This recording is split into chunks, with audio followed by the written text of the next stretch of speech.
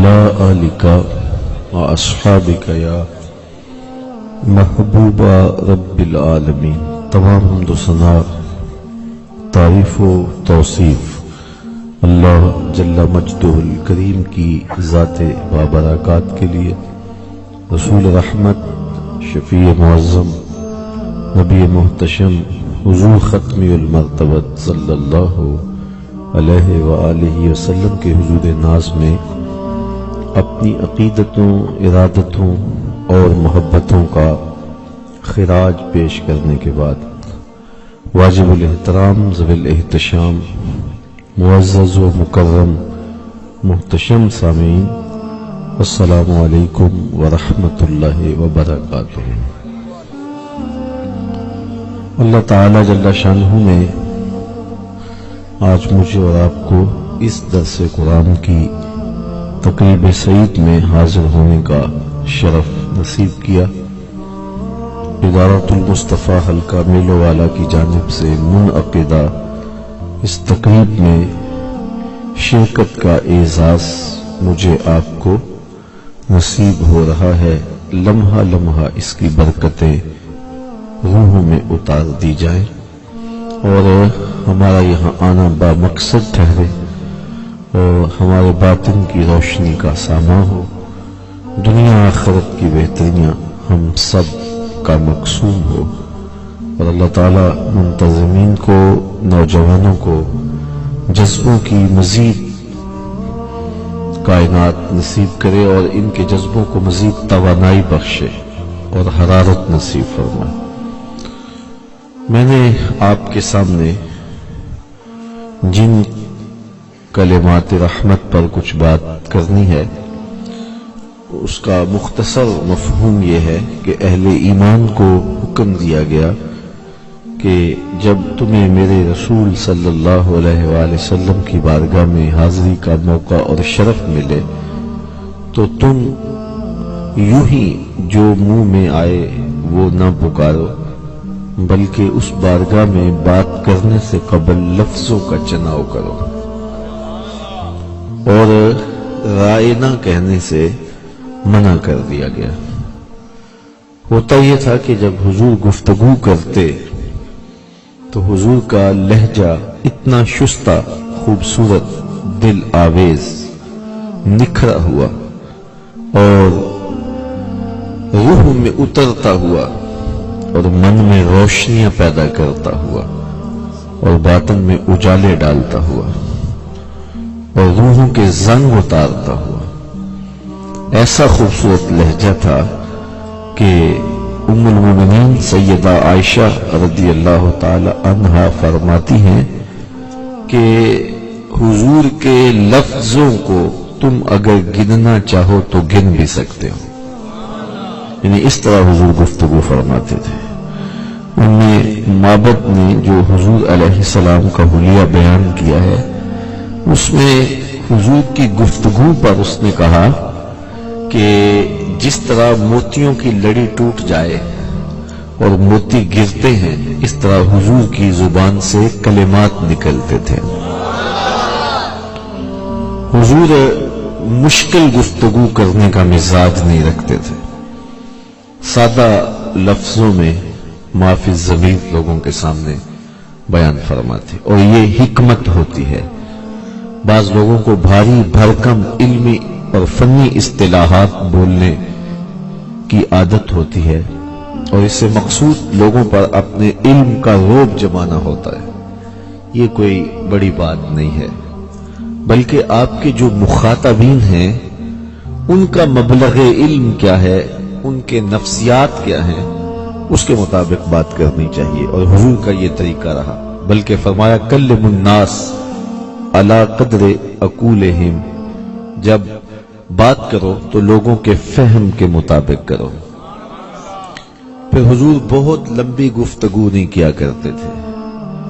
حضرت جابر بن سامورہ رضی اللہ تعالی عنہ فرماتے ہیں کنت اصلی مع النبی صلی اللہ علیہ وسلم فکانت صلاتہ قصدا و خطبتہ قصدا، کہتے میں حضور کے پیچھے نماز بھی پڑھتا تھا، حضور کے خطابات بھی سنتا تھا، حضور کی نماز بھی زیادہ لمبی نہیں ہوتی تھی، خطبے بھی زیادہ لمبے نہیں ہوتے تھے، مختصر اور انتہائی جامع کلام کرنے کا حضور مزاج رکھتے تھے۔ نماز بھی پڑھاتے تو جو کمزور لوگ تھے ان کا خیال رکھتے۔ ہاں جب تنہا نماز پڑھتے تو اس وقت لمبی ہو جاتی، بلکہ اللہ قرآن میں ارشاد فرمایا، اے چادر اوڑھنے والے ساری رات جاگا نہ کر، کبھی سو بھی لیا کر۔ لیکن جب جماعت کروا رہے ہوتے تو کمزور ترین لوگوں کا بھی خیال ہوتا۔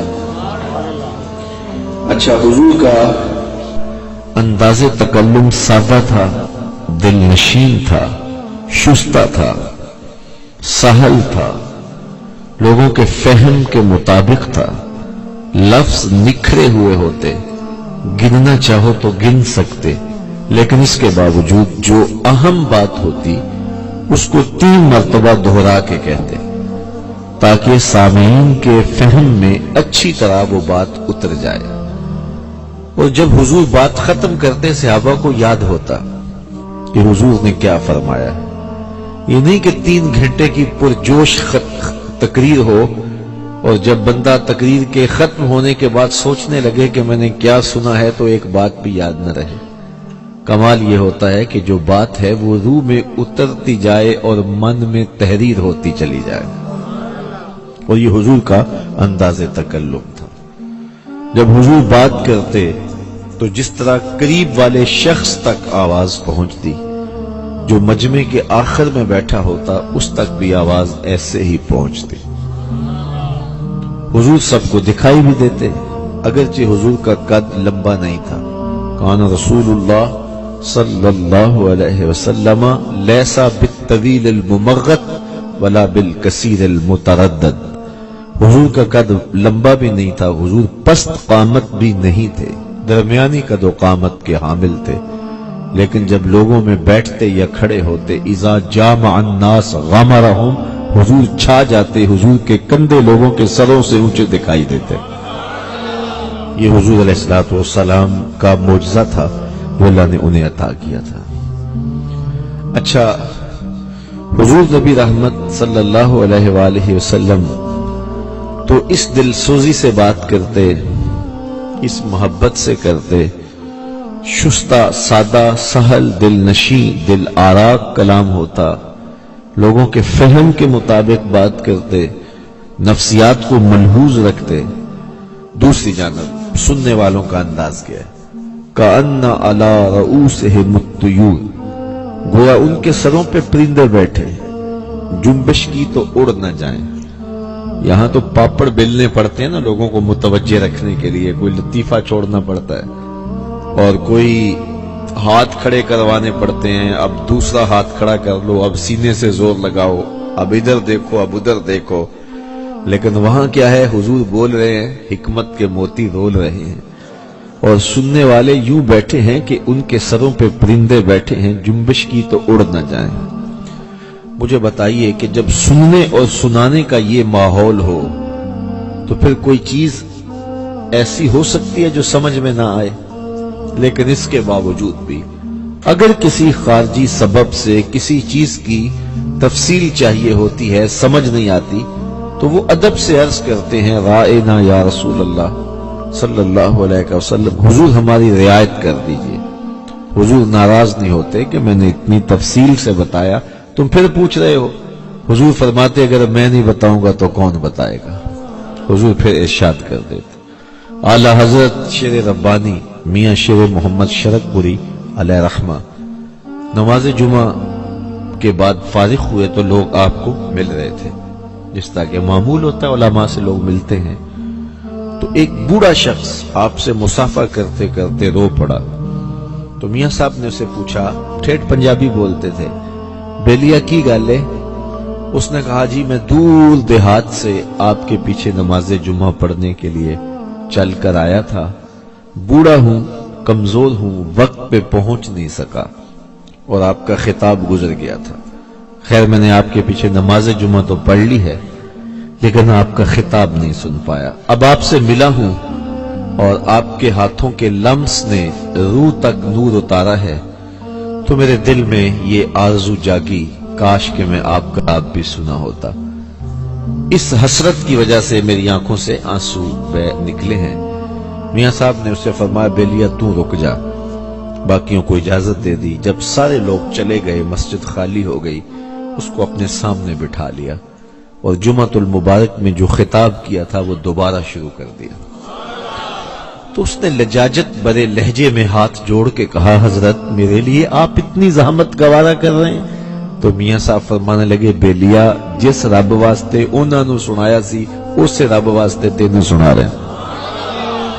تو حضور سے اگر کوئی دوبارہ پوچھتا تو حضور ناراض نہ ہوتے، حضور پھر ارشاد فرما دیتے۔ اب مکے میں یا بندہ پکا مومن ہوتا تھا یا پکا کافر، مکے میں منافقت نہیں تھی۔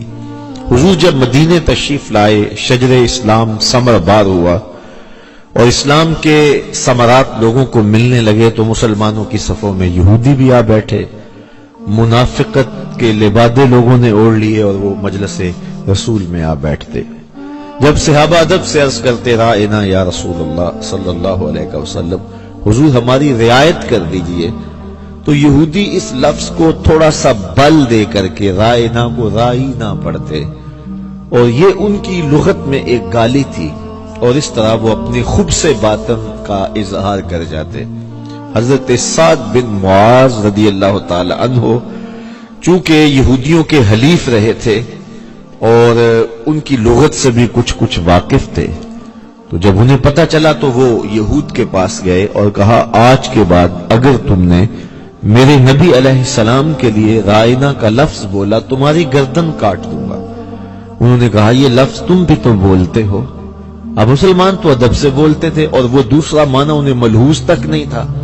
خیر انہوں نے سوچا کہ چلو ایک بہانہ انہوں نے بنایا ہے تو میں مسلمانوں کے پاس جا کے کہتا ہوں کہ یہ لفظ نہ بولا کریں، اور حضور سے عرض کرتا ہوں کہ حضور انہیں منع کر دیں کہ یہ لفظ نہ بولیں۔ اس لفظ کے پہلو میں کھڑے ہو کر بدخصلت یہودی آپ کی توہین کر دیتے ہیں، اس لیے ان کو یہ لفظ بولنے سے منع کر دیں۔ وہ اس نیت سے حضور کی بارگاہ میں حاضر ہوئے، قبل اس سے کہ پہنچ کے عرض کرتے جبریل پہلے حاضر ہو گئے، اور یہ آیت کریمہ نازل ہوئی، یا ایھا الذین آمنوا لا تقولوا رائنا، اے ایمان والو آج کے بعد میرے نبی علیہ السلام کے لیے رائنا کا لفظ نہیں بولنا۔ تم اچھی نیت سے بولتے ہو، تمہارا لہجہ بھی دل آویز ہے، وہ غلط معنی تمہیں ملحوظ بھی نہیں ہے، اور اس کا برا معنی تمہارے حاشیہ خیال میں بھی نہیں ہوتا ہے، تمہارا رواں ادب سے کانپ رہا ہوتا ہے، عقیدت کے سانچے میں ڈھل کے یہ لفظ بولتے ہو، لیکن لفظ وہ ہے جس کے پہلو میں کھڑے ہو کر کچھ بدخصلت میرے رسول کی توہین کر جاتے ہیں۔ اگرچہ تمہاری نیت نہیں ہوتی، لیکن میں گوارا نہیں کرتا کہ جس لفظ کے پہلو میں کھڑے ہو کر میرے رسول کی توہین کا امکان بھی موجود ہو، میرے رسول کے لیے وہ لفظ بھی بولا جائے۔ آج کے بعد تم نے یہ لفظ نہیں بولنا، مالک کوئی اور لفظ بولیں گے تو منافق وہ بھی بولنے لگ جائیں گے۔ کہا نہیں، اس کا متبادل خود دے رہا ہوں، اور وہ لفظ ایسا ہے قیامت تو آ سکتی ہے، کسی منافق کی زبان پہ نہیں آ سکتا۔ وہ لفظ کیا ہے؟ وَقُولُ انظُرْنَا، عرض کرو آقا ہم پہ نظر کرم کیجئے۔ یا رسول اللہ انظر حالنا، انظرنا سے مخاطبہ کیا کرو۔ اس لفظ کی ساخت ایسی ہے کہ اس میں محبت ہی محبت ہے، اور اس کو بگاڑ کر کے کوئی دوسرا معنی نہیں لیا جا سکتا۔ تو آج کے بعد میرے نبی علیہ السلام کے لیے تم نے رائنا کا لفظ نہیں بولنا، بلکہ مخاطبے کی نوبت آئے تو انظرنا سے مخاطبہ کرنا ہے۔ تو یہ اتنی حساس اور نازک بارگاہ ہے، یہاں بولنے سے قبل لفظوں کا چناؤ کرنے کی تعلیم دی گئی ہے۔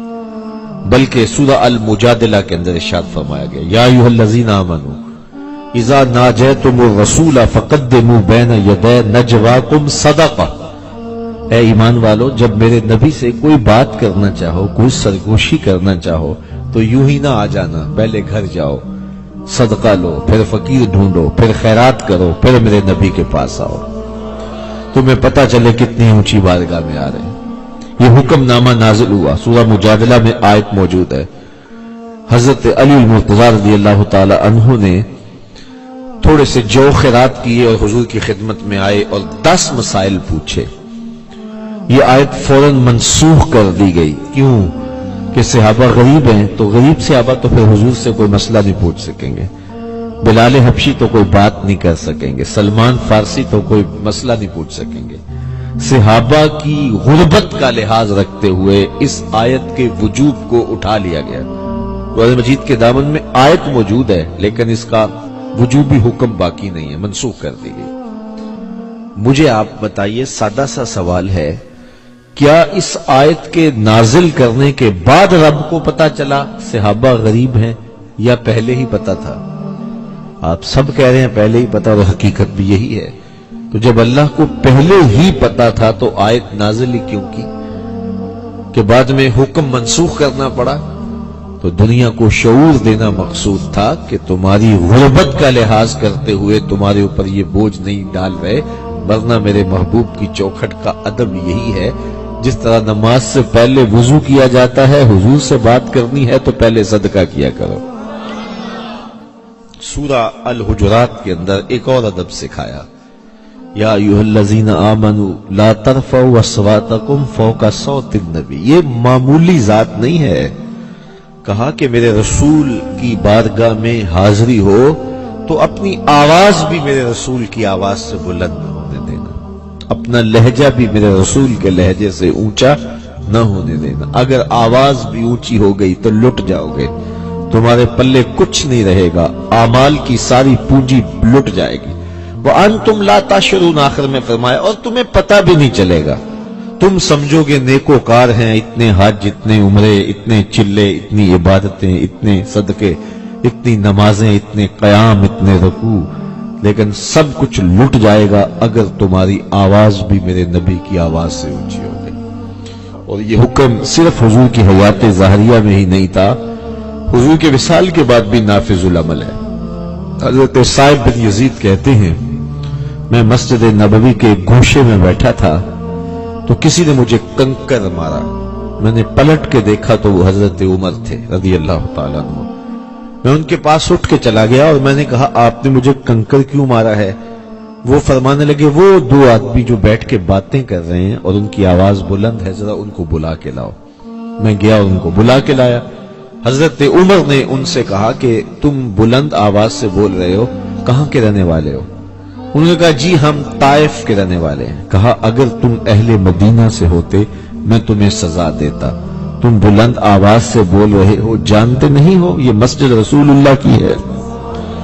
یہاں لہجوں کو سنبھالنا پڑتا ہے. امام مالک نے 40 سال تک حضور کے روضہ انور کے پاس بیٹھ کے درس حدیث دیا، اور 40 سال میں ایک بار بھی ایسا نہیں ہوا کہ حدیث کی کتاب کے ورق کے پلٹنے کی آواز بھی پیدا ہونے دی. کتنی نازک بارگاہ ہے، کتنی حساس بارگاہ ہے. لے سانس بھی آہستہ کہ دربار نبی ہے. عزت بخاری کا شعر ہے، اقبال نے اپنے کلام میں درج کیا، ادب گاہے زیر آسماں از عرش نازک تر، نفس گم کردہ می آیت جنید و بایزیدی جا. یہاں جنید بغدادی اور بایزید بستامی آئیں تو وہ بھی سانسوں کو روک کے آتے ہیں. اہل محبت تو سانسوں کا شور بھی خلاف ادب سمجھتے ہیں. یہ اتنی حساس بارگاہ ہے. اور عقیدت والوں کے رنگ دیکھیے. حضرت ابو ہریرہ مدینے کی گلی سے گزر رہے ہیں، آگے حضور علیہ السلام دکھائی دیے تو انہوں نے راستہ بدل لیا. تو بعد میں حضور نے فرمایا، ابو ہریرہ تم کل مجھے ملے تھے، فلاں وقت مجھے ملے تھے اور تم نے راستہ بدل لیا. عرض کی، حضور میں وضو سے نہیں تھا. اللہ اکبر. اور میں گوارا نہیں کرتا تھا کہ اس حالت میں آپ کو ملوں. حضور کے ایک صحابی ہیں، ان کا نام ہے اصلح بن شریک رضی اللہ تعالیٰ عنہ. ڈیوٹی کیا ہے؟ حضور کی سواری کا کجاوا کستے ہیں. سفر میں حضور کے ساتھ رہتے ہیں اور جب پڑاؤ ہوتا ہے تو سواری کا کجاوا اتار دیتے ہیں، جب کوچ کرنے کی گھڑیاں آتی ہیں تو کجاوا کس دیتے ہیں. بس یہی ذمہ داری ہے اور اسی غرض سے سفر میں ساتھ رہتے ہیں. ساری زندگی اسی کام کے لیے حضور کے نام لگائی ہے. ایک صحابی تو وہ حضور کا تکیہ اٹھاتے تھے. جب حضور تشریف لے جاتے تو وہ حضور کا تکیہ اٹھا لیتے، حضور بیٹھتے تو رکھ دیتے. انہیں کہا جاتا ہے صاحب الوسادہ، حضور کا تکیہ اٹھانے والے. ایک صحابی تھے، وہ حضور کے نالین اٹھا لیتے تھے. اور جب حضور تشریف لاتے تو پیش کر دیتے. ان کو تاریخ میں ان کو اصطلاح میں کہتے ہیں صاحب النالین، حضور کے جوڑے اٹھانے والے. حضرت انس حضور کے خادم ہیں، حضرت حذیفہ بن یمان صاحب و سر رسول اللہ صلی اللہ علیہ وسلم حضور کے رازدان ہیں. ایک صاحب العصا تھے، حضور کا عصا اٹھایا کرتے تھے. ان کی ڈیوٹی کیا تھی کہ حضور علیہ السلام کی سواری کا کجاوا کسا کرتے تھے. ایک سفر میں رات کو پڑاؤ ہوا تو سرد رات تھی، انہیں حاجت غسل ہو گئی. صبح جب غسل کرنے کے لیے گئے تو پانی بہت ٹھنڈا تھا، تو یہ گمان ہوا کہ یہ ٹھنڈا پانی کہیں ہلاکت کا سبب نہ بن جائے، تو کہیں سے لکڑیاں لائے اور پانی گرم کرنے لگے. اتنے میں قافلے کے کوچ کے لمحے قریب آ گئے تو ایک انصاری صحابی کو بلایا اور کہا کہ حضور کی سواری کا کجاوا کس دو، اور خود پانی گرم کر کے غسل کیا. اتنے میں قافلہ کوچ کر گیا تو یہ بھی اپنی سواری اس قافلے کے ساتھ شامل کرتے ہیں. اور جو ہی ان کی سواری حضور کی سواری کے قریب آئی تو حضور نے ان کی جانب دیکھا اور مسکرا پڑے. جس کی تسکی سے روتے ہوئے ہنس پڑے، اس تبسم کی عادت پہ لاکھوں سلام. حضور مسکرائے اور مسکرا کے کہا، اصلا آج کجاوا بدلا بدلا سا لگتا ہے، تمہارے ہاتھ کا کسا ہوا نہیں لگتا. تو اصلا بن شریک نے عرض کی، یا رسول اللہ میں نے کسا بھی نہیں ہے، یہ تو فلاں انصاری نے کسا ہے. تو کہا تم نے کیوں نہیں کسا؟ تو سنو حضرت اصلا بن شریک نے کیا جواب دیا، اور دیکھو کہ حضور کی بارگاہ کتنی حساس بارگاہ ہے. تو حضرت اصلا بن شریک نے عرض کی، حضور میں نے کسا نہیں، یہ فلاں انصاری نے کسا ہے. کہا تم نے کیوں نہیں کسا؟ عرض کی، حضور میں طہارت سے نہیں تھا اور میں نے گوارا نہیں کیا کہ جن لکڑیوں نے آپ کے بدن کو چھونا ہے ان کو بے وضو ہاتھ لگایا جائے. تو یہ محبت والوں کی بولی ہے. حضرت ابو ہریرہ رضی اللہ تعالیٰ عنہ نے ساری زندگی کمان کو بے وضو ہاتھ نہیں لگایا. یہ جس سے تیر پھینکتے ہیں اس کمان کو بے وضو ہاتھ نہیں لگایا. کسی نے کہا، ابو ہریرہ یہ کمان کہاں سے بن کے آئی ہے اور تم اس کمان کو بے وضو چھوتے نہیں ہو؟ کہا کہ میں سمجھتا ہوں یہ کمان کس علاقے سے بن کے آئی ہے، اور میں اس کمان کو اس لیے نہیں بے وضو ہاتھ لگاتا کہ اس طرح کی ایک کمان میں نے حضور کے ہاتھوں میں دیکھی تھی. اگرچہ یہ وہ نہیں ہے، اس کی شکل تو اس کمان سے ملتی ہے، لہٰذا میری محبت گوارا نہیں کرتی کہ جس کمان کی شکل رسول اللہ کی کمان سے ملتی ہو اس کو بھی بے وضو ہاتھ لگاؤں.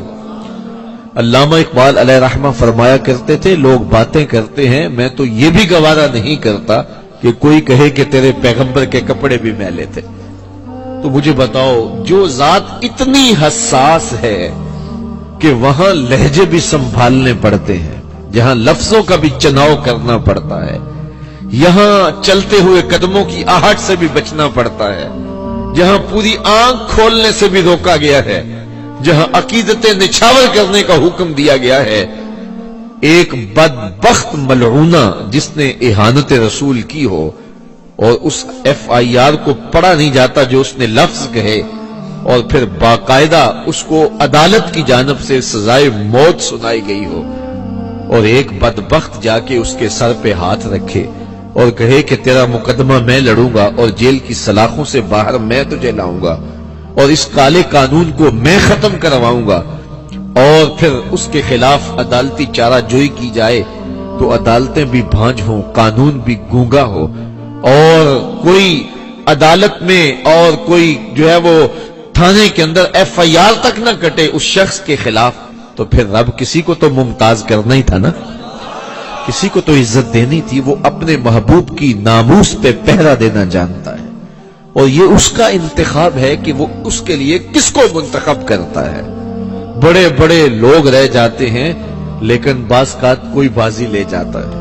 جب غازی علم الدین کا جنازہ اٹھا تو اس وقت امیر ملت جنازے کے ساتھ چل رہے تھے، اور امیر ملت کی آنکھوں میں آنسو تھے، اور انہوں نے ایک تاریخ ساز جملہ کہا، لوگوں میں نے بڑے بڑے بادشاہوں کی کہانیاں پڑھی ہیں، میرے دل میں کبھی یہ امنگ نہیں جاگی کہ فلاں بادشاہ میں ہوتا.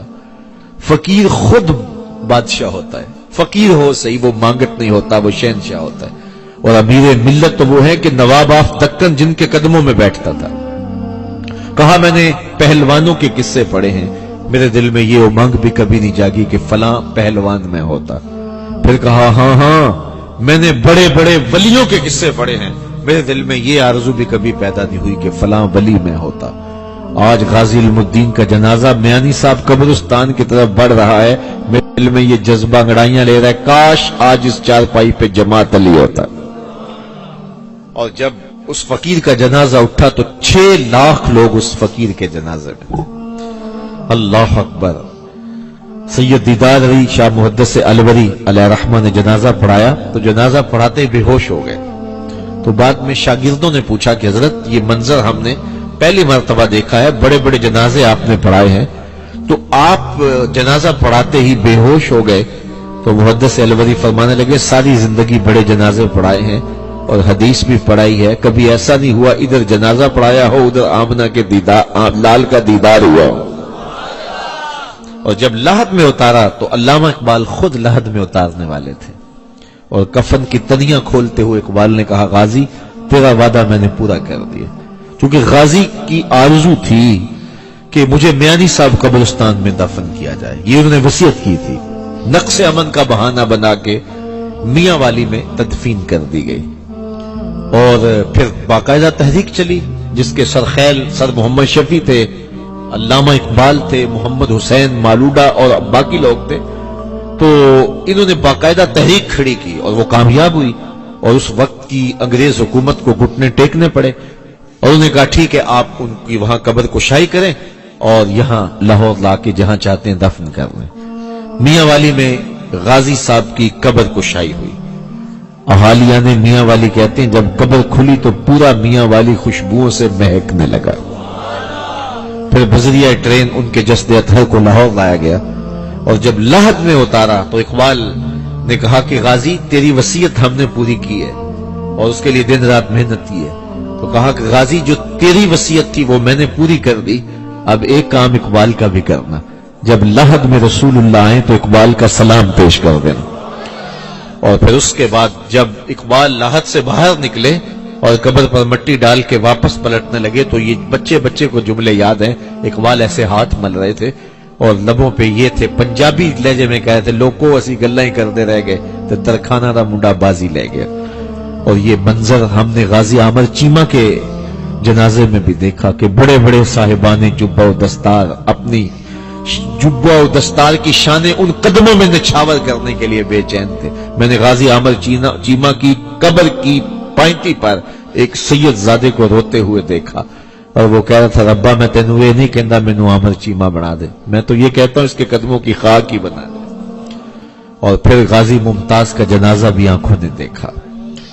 بڑے علماء، مشائخ، اہل علم جبہ و دستار کی ساری رعنائیاں ان پاؤں میں نچھاور کرنے کے لیے بے چین تھے، اور جب اس کا جنازہ آیا ایسے لگا جسے دولہا کی بارات آ رہی ہے۔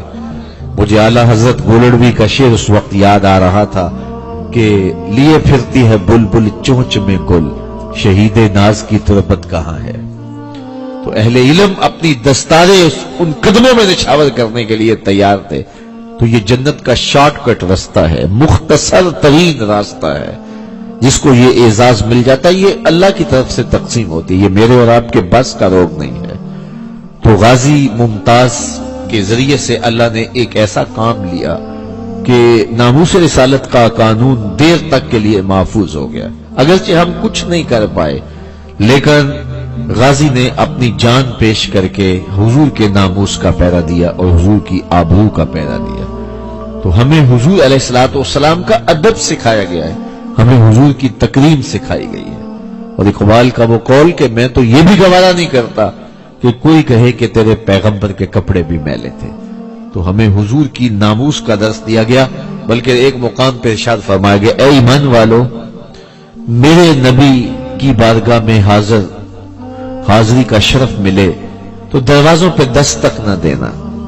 وہ جو ایک قبیلہ بنو تمیم کا آیا تھا، انہوں نے آ کے دروازوں پہ دستک دی تو اللہ تعالیٰ نے اس کو ناپسند کیا، کہا ان میں چراغ عقل نہیں ہے، اگر عقل ہوتی تو یہ یوں دستک نہ دیتے، دہلیز کے ساتھ لگ کے بیٹھ جاتے، محبوب خود ہی تشریف لے آتا۔ اور پھر صحابہ کا یہ معمول رہا کہ وہ حضور کی دہلیز پہ دستک نہیں دیا کرتے تھے، دروازے کے ساتھ بیٹھ کے درود پڑھتے رہتے، حضور خود آتے تو حاجت کہہ دیتے۔ اور اگر کبھی ایمرجنسی حالات ہوتے، دستک دینا ناگزیر ہوتا، تو پھر طریقہ کیا تھا؟ امام بخاری سے پوچھئے، کانت تقرح ابواب النبی بالاظافر، صحابہ اپنی انگلیوں کے ناخنوں کے ساتھ حضور کی دہلیز پہ دستک دیا کرتے۔ انگلیوں کے ناخنوں کے ساتھ یا پوروں کے ساتھ دستک دینے کا مطلب کیا ہے؟ ملا علی قاری علیہ رحمہ شرح شفا میں لکھتے ہیں، اے دربن خفیفن و دقن لطیفن تعظیمن و تکریمن و تشریفن، یہ سب کچھ حضور کی عزت افزائی کے لیے تھا۔ ساغر صدیقی نے کہا تھا، میں نے پلکوں سے در یار پہ دستک دی ہے، میں وہ سائل ہوں جسے کوئی صدا یاد نہیں۔ ساغر صدیقی کا شاعرانہ تخیل ہے، اس نے عملاً در حبیب پہ یوں دستک نہیں دی ہوگی، لیکن صحابہ نے تو دے کے دکھائی نا۔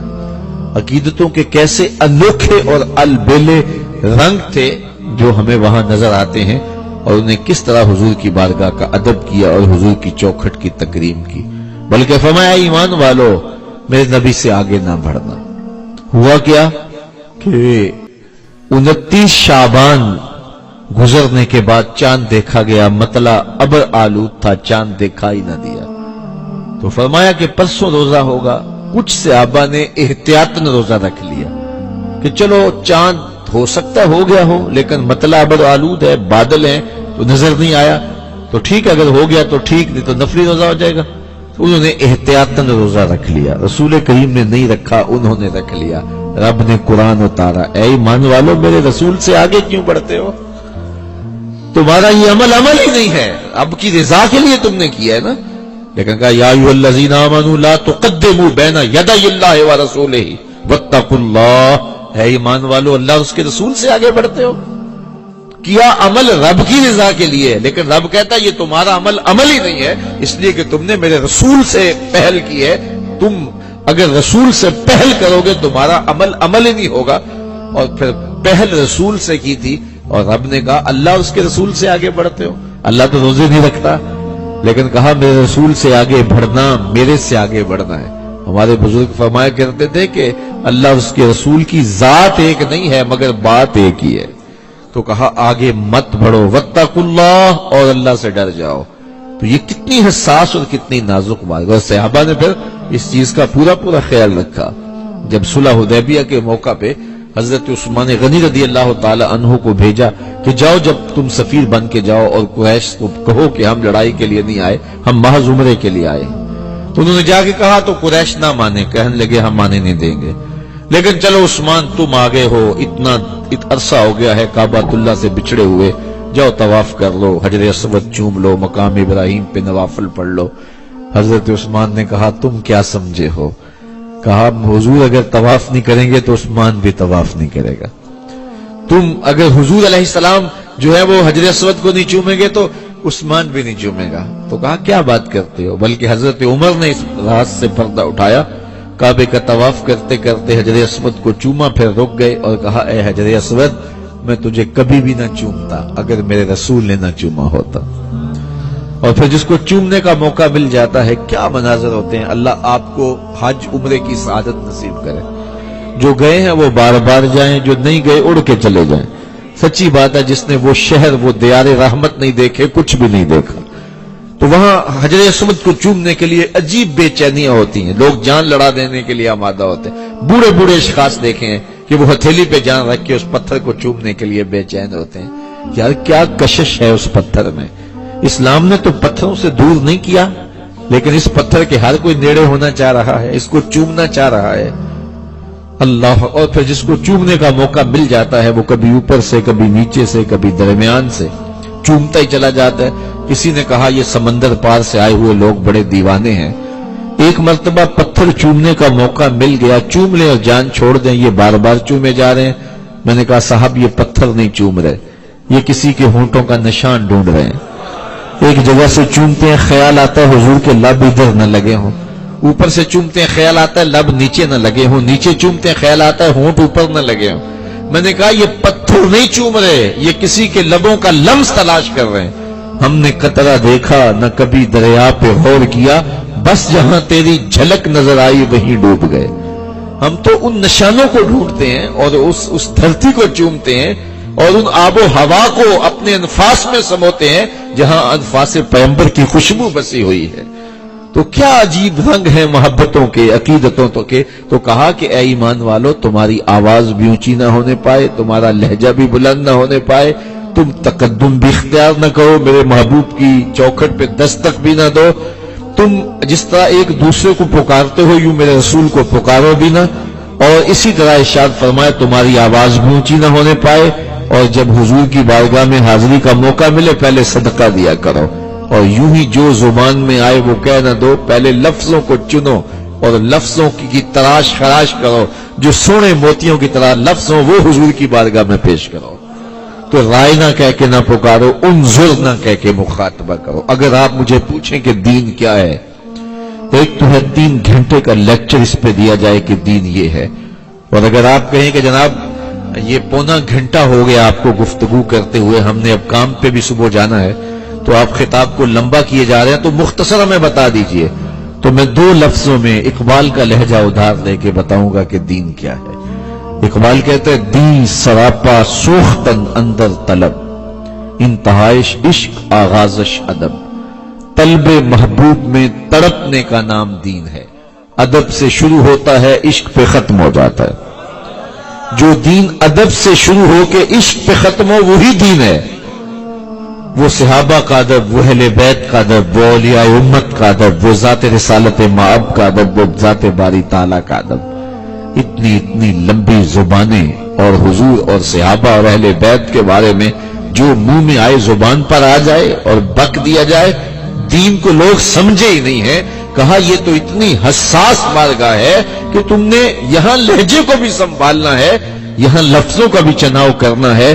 تو دی سراپا سوختن اندر طلب، انتہائش عشق آغازش ادب.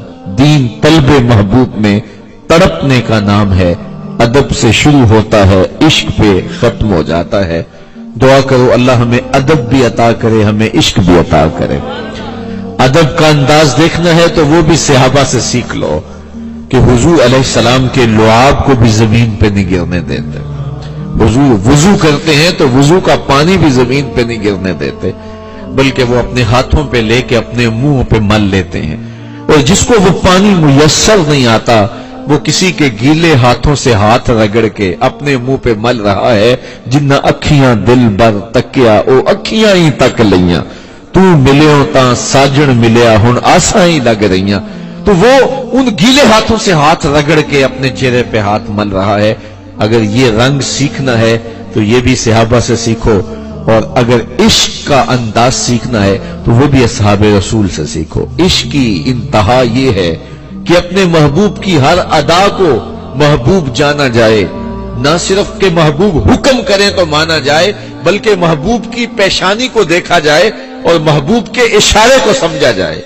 حضور مدینے کی گلی سے گزر رہے ہیں تو ایک گنبد نما مکان بنتے ہوئے حضور نے دیکھا. حضور رکے اور پوچھا یہ کس کا ہے؟ کہا فلاں انصاری کا. حضور کے چہرے پہ پسندیدگی کے آثار نہیں آئے اور حضور آگے گزر گئے. کسی نے اس کو بتایا کہ اس گلی سے حضور گزرے تھے، رحمت کی برکھا برسی تھی، انوار پھیلے تھے، چند لمحوں کے لیے رب کی مجسم رحمت رک گئی تھی اور تیرے مکان کو دیکھا تھا لیکن چہرے پہ آثار پسندیدگی نمایاں نہیں ہوئے. اس نے کہا اچھا. کہا ہاں. تو اس نے کدال پکڑا اور بنا ہوا مکان گرا کے ملبے کا ڈھیر بنا دیا. 2 دن بعد حضور کا پھر گزران ہوا، دیکھا کہ ملبے کا ڈھیر پڑا ہے. حضور پھر رک گئے اور کہا کہ صاحب مکان کدھر ہے؟ بلایا گیا. کہا میں گزرا تھا، یہاں مکان تھا، اب ملبے کا ڈھیر ہے، کیا ہوا؟ عرض کی حضور میں نے گرا دیا ہے. فرمایا کیوں؟ عرض کی حضور سنا تھا آپ کو پسند نہیں. میں اور آپ سر سے لے کر پاؤں تک، شادی بیاہ سے لے کر کے سیاسی زندگی تک، اپنی گھریلو زندگی سے لے کر کے کاروباری زندگی تک، دیکھیں ہمارا کیا کیا حضور کو پسند نہیں. یار نماز پڑھنا پھر کیا مشکل ہو جائے گا؟ اپنی وضاقتہ سنت کے مطابق بنانا کیسے مشکل ہوگا جب رسول اللہ سے پیار کا رشتہ قائم ہو جائے گا؟ تو اس نے کہا حضور مجھے نہیں پتا کہ جو ہے وہ، مجھے اتنا پتا چلا تھا کہ آپ کو پسند نہیں. تو میں نے کہا جس مکان کو حضور نے پسند نہیں کیا اس میں پہ رہنا کیوں ہے؟ تو محبت والوں کی تو بولی یہ ہے. بحرین سے ایک شخص آیا, حضور سے ملا اور حضور سے اس نے سلام کیا, آقا نے رخ پھیر لیا. تو وہ دوسری جانب جدھر حضور کا رخ انور ہوا ادھر آ کے پھر سلام کرتا, حضور پھر رخ پھیر لیتے ہیں. اس کی سمجھ میں نہیں آ رہا تھا یہ کیا ہو رہا ہے. اس نے صحابہ سے کہا تم مجھے کچھ بتا سکتے ہو کہ حضور کی ناراضگی کا سبب کیا ہے؟ سمجھ نہیں آ رہی اور آقا ناراض ہے. تو انہوں نے کہا یہ تم نے جو انگوٹھی سونے کی پہنی ہے اس وجہ سے حضور ناراض ہوں گے, کیونکہ ان الذھب والفضة حرام لذکور امتی, سونا اور چاندی میری امت کے مردوں کے لیے حرام ہے. صرف ایک 4.5 ماشے سے کم وزن کی ایک انگوٹھی شریعت نے جائز رکھی ہے. اس کے علاوہ نہ کوئی لوہے کا کڑا پہنا جا سکتا ہے. وہ ایک آدمی نے کڑا پہنا تھا تو میں نے پوچھا یہ پہنا ہوا ہے, تو وہ بڑا چمک کے کہنے لگا یہ مدینے سے لے کے آئے ہوں. میں نے کہا مدینے والے نے منع کیا ہے. تو اس نے انگوٹھی پہنی تھی سونے کی, تو کہا کہ حضور اس وجہ سے ناراض ہوں گے کیونکہ حضور اس کو آگ کا انگارہ کہتے تھے, یہ گناہ بے لذت ہے. تو اس نے وہ انگوٹھی اتار کے حضور کی خدمت میں پیش کرتے ہوئے کہا حضور اس وجہ سے ناراض ہے. حضور نے اس کو پکڑا اور پھینک دیا. بیٹھ گئے, بات ہونے لگی, گفتگو چلنے لگی, دیر تک مجلس جاری رہی. جب مجلس ختم ہوئی, اختتام کو پہنچی, لوگ اٹھ کے گھروں کو پلٹے, وہ بھی اٹھ کے جانے لگا. کسی نے کہا کہ صاحب وہ انگوٹھی پڑی ہے وہ اس کو اٹھاتے جاؤ, تم تو نہیں پہن سکتے ٹھیک ہے, لیکن تمہاری بیوی تو پہن سکتی ہے, اس کے لیے تو شرعاً جائز ہے اور قیمتی ہے. تو اس نے کیا جواب دیا سنو. اس نے کہا واللہ لا آخذہ وقد طرحہ رسول اللہ صلی اللہ علیہ وسلم, اللہ کی قسم پڑی رہے میں کبھی نہیں اٹھاؤں گا جس کو میرے رسول نے پھینک دیا ہے. تو اب میں اور آپ اپنی زندگی پہ غور کریں, اپنے شب و روز پہ غور کریں کہ ہم کس جگہ پہ کھڑے ہیں. اگر ہم حضور سے پیار کرتے ہیں ہماری شکل بھی بتائے کہ ہم حضور سے پیار کرتے ہیں, ہماری پیشانیاں بتائیں کہ حضور سے پیار کرتے ہیں. ہم دکان پہ بیٹھیں تو ہمارا ناپنا تولنا بتائے کہ حضور سے پیار کرتے ہیں. ہم بازار میں چل رہے ہوں ہماری نظر بتائے, نظر میں حیا کے پہرے بتائیں کہ ہم رسول اللہ سے پیار کرتے ہیں. ہم کسی سے معاملت کرتے ہیں, وعدہ کرتے ہیں تو وعدہ کا وفا کرنا بتائے ہم حضور سے پیار کرتے ہیں.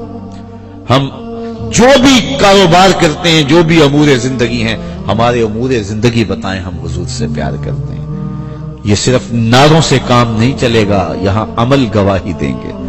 تو محمد دی زیارت محمد دے رنگ وچ, ایک ٹھگ بازیاں جانے پیارا محمد صلی اللہ علیہ وسلم. اور اقبال نے کیا خوب کہا, چو بنا میں مصطفیٰ خانم درود, از خجالت آب می گردد وجود, عشق می گویت کہ محکوم غیر, سینہ تو از بتا مانند دے, تا نداری از محمد رنگ و بو, بس زبان خود میالہ نامے. اور اگر اس کا میں ترجمہ کروں تو صرف ایک ہی شعر میں, یاری لا تو پاک نبی سنگ, اے پر پوری یاری. اس ایک شعر کو سمجھ لو ساری تقریر کا خلاصہ, یاری لا تو پاک نبی سنگ, اے پر پوری یاری, پھر درود قبول ہے تیرا لکھ نہ لو ایک واری. وآخر دعوانا ان الحمدللہ.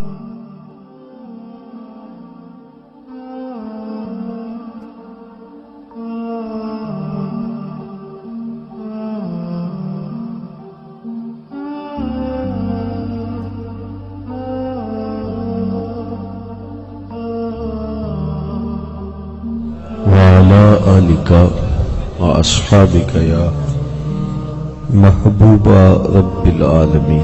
تمام حمد و ثنا, تعریف و توصیف اللہ جل مجدہ الکریم کی ذات بابرکات کے لیے, رسول رحمت, شفیع معظم, نبی محتشم, حضور ختمی المرتبت صلی اللہ علیہ وآلہ وسلم کے حضور ناز میں اپنی عقیدتوں, ارادتوں اور محبتوں کا خراج پیش کرنے کے بعد واجب الاحترام, ذوی الاحتشام, معزز و مکرم محتشم سامعین,